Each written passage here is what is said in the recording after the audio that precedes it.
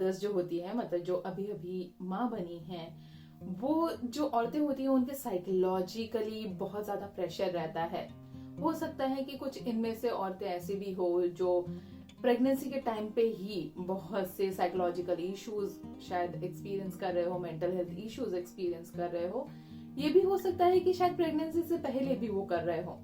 और कई सारे औरतों के साथ ये भी होता है कि शायद उन्होंने पहले भी नहीं किया, ड्यूरिंग प्रेगनेंसी भी नहीं किया, पर शायद बच्चा होने के बाद में उनको कुछ ऐसे साइकोलॉजिकल इश्यूज एक्सपीरियंस करने पड़े, जो कि वो इसलिए एक्सपीरियंस करते हैं क्योंकि सडनली बहुत से चेंजेस उन्होंने अपनी लाइफ में देखे होते हैं, जो कि बहुत ही कॉमन होता है कई बार।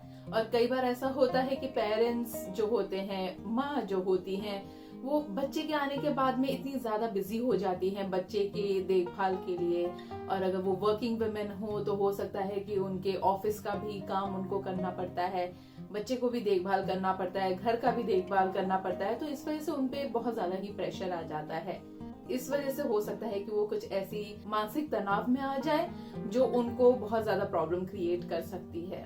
और जब एक बच्चे का ख्याल रखने की बात आए तो न्यू मॉम्स को अपना ख्याल रखने से पहले अपने बच्चे का भी ख्याल रखने की बहुत ज्यादा जरूरत होती है।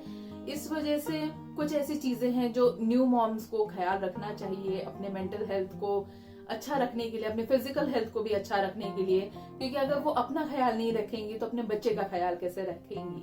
नमस्ते, मेरा नाम है रिम्पा सरकार और आज के इस वीडियो में हम जानेंगे कि न्यू मॉम्स ऐसी क्या क्या चीजें कर सकती हैं जिससे कि वो अपने मेंटल हेल्थ को संभाल के रख सके। तो चलिए जानते हैं। उससे पहले अगर आपने इस चैनल को अब तक सब्सक्राइब नहीं किया है तो नीचे बटन है, उसे क्लिक कर दीजिए। तो इसमें सबसे पहला है कि आप अपने आप को एजुकेट कीजिए, ये जानिए कि मेंटल हेल्थ होता क्या है, मेंटल हेल्थ केयर क्या होता है, क्या ऐसी चीजें हैं जो न्यू मॉम्स एक्सपीरियंस करती है या फिर बच्चे एक्सपीरियंस कर सकते हैं, क्या सारी ऐसी चीजें जो आपको करना चाहिए आपके खुद के मेंटल हेल्थ को ठीक रखने के लिए। और जब आप अपने आप को खुद को एजुकेट करेंगे इस चीज के लिए तो आप अपने आप को फ्यूचर के लिए भी प्रिपेयर कर लेंगे कि अभी नहीं तो अगर फ्यूचर में भी कुछ ऐसा कभी होता है तो आप उस चीज को अच्छे से फाइट कर पाएंगे, उस चीज से बाहर निकल पाएंगे अगर कभी आपको किसी तरह का मेंटल हेल्थ इश्यू होता है तो। दूसरा जो है वो ये है कि किसी तरह का हेल्प मांगने से डरिए मत। कई बार ऐसा होता है कि पेरेंट्स या मदर्स जो होती हैं वो हर चीज अपने ऊपर ले लेती हैं, ये सोच के कि आपका बच्चा है तो आप ही को वो ठीक करके रखना है, आपको ही सारी रिस्पॉन्सिबिलिटी लेनी है। तो ये जरूरी नहीं है। आप एक ऐसा सपोर्ट नेटवर्क बना सकते हैं जहाँ पे आप अपने फ्रेंड से सपोर्ट ले सकते हैं, अपने फैमिली मेंबर्स से ले सकते हैं, अपने रिलेटिव्स से ले सकते हैं। अगर आप दूसरों से हेल्प लेंगे तो आपका काम ज्यादा जब बढ़ जाएगा दूसरों के साथ में तो आपको और ज्यादा टाइम मिलेगा अपने ऊपर स्पेंड करने का या फिर अपने बच्चे के ऊपर स्पेंड करने का, उनके साथ स्पेंड करने का, जो कि आपको बहुत ज्यादा जरूरी है एक बॉन्डिंग बच्चे के साथ में क्रिएट करने के लिए और अपने खुद के सेल्फ लव के लिए भी। तो किसी से भी हेल्प मांगने से चूकिए मत। कई बार ऐसा होता है कि दूसरे भी हेल्प करना चाहते हैं पर आप उनसे हेल्प लेते नहीं हैं। इस वजह से आप बहुत ज्यादा प्रेशर में आ जाते हैं, बहुत ज्यादा स्ट्रेस में आ जाते हैं और हो सकता है कि आप फटीग भी एक्सपीरियंस करना शुरू कर दें। इसी के साथ में आप एक सपोर्ट ग्रुप भी ज्वाइन कर सकते हैं। आजकल कई सारे गायनेकोलॉजिस्ट ऐसे होते हैं जो न्यू मॉम्स के लिए या मदर्स के लिए सपोर्ट ग्रुप रखते हैं, जहाँ पे मदर्स आके अपने एक्सपीरियंसेस के बारे में बात कर सकते हैं, एक दूसरे के साथ में बात कर सकते हैं, जहाँ पे ये पता चलता है कि आप अकेले नहीं हैं जो इस तरह के प्रेशर से गुजर रहे हैं, और भी हैं। और ये अच्छा लगता है देख के कि आप अकेले नहीं हैं और दूसरों की जब आप बातें सुनते हैं तो उसमें और अच्छा आपको खुद को फील होगा।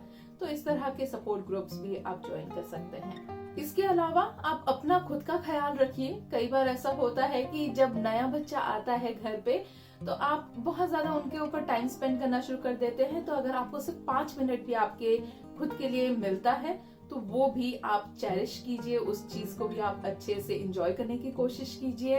हो सके तो आप कुछ समय के लिए एक बबल बात ले लीजिए, नहीं तो अगर आपको बुक पढ़ना अच्छा लगता है तो बुक लीजिए, वो पढ़िए। अगर वो सब भी नहीं होता है तो क्विक नैप ले लीजिए, क्योंकि कई बार ऐसा होता है जब बच्चा नया आता है घर पे तो मम्मी पापा को नींद नहीं आती है, वो भी एक बहुत ज्यादा स्ट्रेस क्रिएट कर सकता है आपके ऊपर।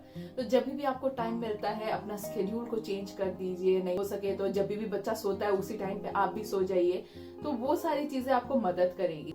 और ये भी चीज याद रखिए कि आपको सारी की सारी चीजें आज ही कंप्लीट करने की जरूरत नहीं है।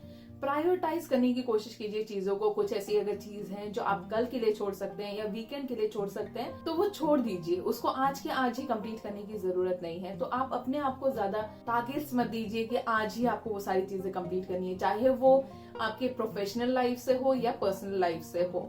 तो अगर आपको बहुत ज्यादा ही स्ट्रेस फील हो रहा है क्योंकि आपके पास में बहुत सारा काम है, तो आप उसको कैटेगराइज कर सकते हैं कि क्या चीज है जो आपको आज ही करने की जरूरत है और क्या चीज है जो शायद आप कल या फिर अगले हफ्ते भी कर सकते हैं। तो इस तरह से अगर आप प्रायोरिटाइज करेंगे तो वो आपको मदद करेगा, थोड़ा सा फ्री फील करने के लिए भी और आपके खुद के लिए टाइम निकालने के लिए भी मदद करेगा।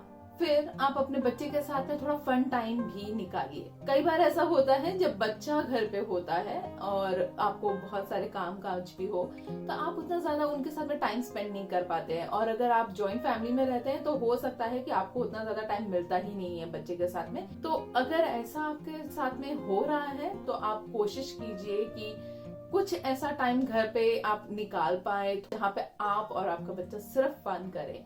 वो खेलना कूदना हो सकता है, किसी तरह की बातचीत हो सकती है, कुछ भी हो सकता है। तो ये सब आपका और आपके बच्चे के बीच में हो, जो कि आपको भी थोड़ा रिलैक्स फील करने के लिए मदद करेगा।